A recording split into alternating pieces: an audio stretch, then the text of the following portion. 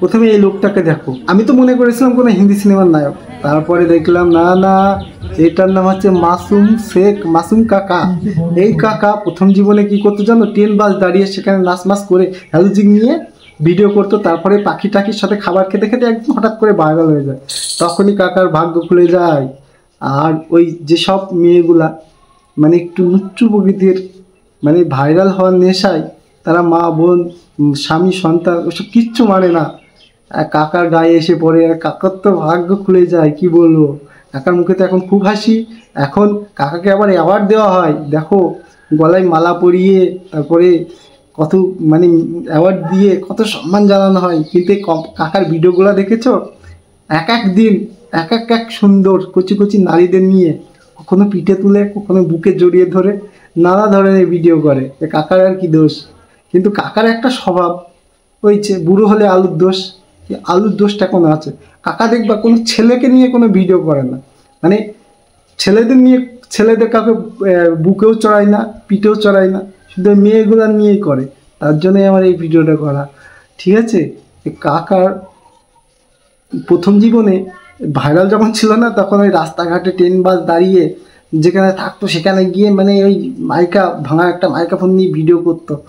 আর এখন মাইক্রোফোন বাদ দিয়ে দিয়েছে, এখন ওই কুচি কুচি মেয়েকে নিয়ে ভিডিও করে, কখনো পিঠের উপর, কখনো বুকের উপর। সত্যি কাকা।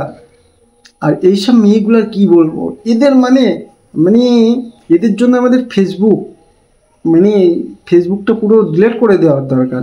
এরা যে অ্যাপসে থাকবে সেই অ্যাপসে ভাইরাস, মানে একটা বাচ্চা কাচ্চা যদি কোনো সময় মোবাইল বের করে এদের ভিডিও সামনে চলে আসে, তাহলে আমরা লজ্জা পাই। আর এই যে আর এইসব মেয়েগুলোর থেকে সত্যি কথা বলতে ওই যে সোনাগাছির মেয়েগুলো ভালো, তারা তো ক্যামেরার সামনে অন্তত এইসব খারাপ আচরণ করে না, তারা বদ্ধ ঘরে টাকা পয়সা ইনকামের জন্য তারা সেই কাজটা করে। আর এরা এরা স্বভাবে করে ভাইরাল, তাও তো রিলসে পয়সা দেয় না, পয়সা দিলে এরা পুরোটাই মানে আর কি করতো আমার বলা ছিল না, ব্লু ফিল্ম করতো বোধ হয় রাস্তাঘাটে, যদি এই আগেকার মতো এই ফেসবুকে মানে টাকা দিত।